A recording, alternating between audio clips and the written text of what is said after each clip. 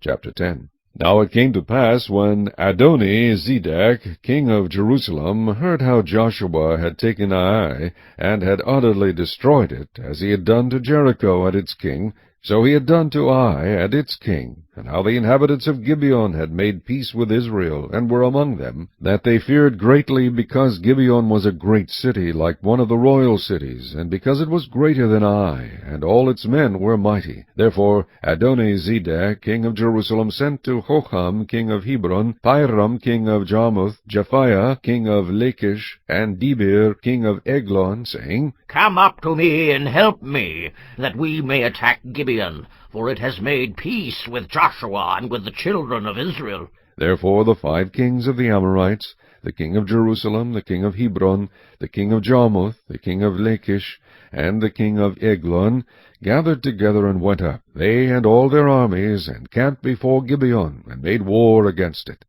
And the men of Gibeon sent to Joshua at the camp at Gilgal, saying, Do not forsake your servants. Come up to us quickly. Save us and help us. For all the kings of the Amorites who dwell in the mountains have gathered together against us. So Joshua ascended from Gilgal, he and all the people of war with him, and all the mighty men of valor. And the Lord said to Joshua, Do not fear them, for I have delivered them into your hand. Not a man of them shall stand before you. Joshua therefore came upon them suddenly, having marched all night from Gilgal. So the Lord routed them before Israel, killed them with a great slaughter at Gibeon, chased them along the road that goes to Beth-horon, and struck them down as far as Azekah and Makkedah. And it happened, as they fled before Israel, and were on the descent of Beth-horon, that the Lord cast down large hailstones from heaven on them, as far as Azekah, and they died. There were more who died from the hailstones than the children of Israel killed with the sword. Then Joshua spoke to the Lord in the day when the Lord delivered up the Amorites before the children of Israel. And he said in the sight of Israel, Sun, stand still over Gibeon, and moon in the valley of Aijalon. So the sun stood still, and the moon stopped, till the people had revenge upon their enemies. Is this not written in the book of Jasher? So the sun stood still in the midst of heaven, and did not hasten to go down for about a whole day. And there has been no day like that, before it or after it, that the Lord heeded the voice of a man, for the Lord fought for Israel. Then Joshua returned, and all Israel with him, to the camp at Gilgal. But these 5 kings had fled and hidden themselves in a cave at Makkedah.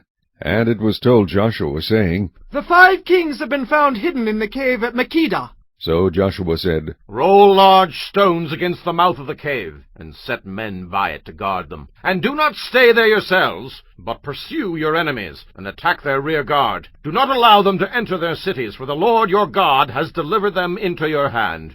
Then it happened, while Joshua and the children of Israel made an end of slaying them with a very great slaughter, till they had finished, that those who escaped entered fortified cities. And all the people returned to the camp, to Joshua at Makkedah, in peace. No one moved his tongue against any of the children of Israel. Then Joshua said, Open the mouth of the cave, and bring out those 5 kings to me from the cave. And they did so, and brought out those 5 kings to him from the cave, the king of Jerusalem, the king of Hebron, the king of Jarmuth, the king of Lachish, and the king of Eglon. So it was, when they brought out those kings to Joshua, that Joshua called for all the men of Israel, and said to the captains of the men of war who went with him, Come near, put your feet on the necks of these kings. And they drew near, and put their feet on their necks. Then Joshua said to them, Do not be afraid, nor be dismayed. Be strong and of good courage, for thus the Lord will do to all your enemies against whom you fight. And afterward Joshua struck them, and killed them, and hanged them on 5 trees, and they were hanging on the trees until evening.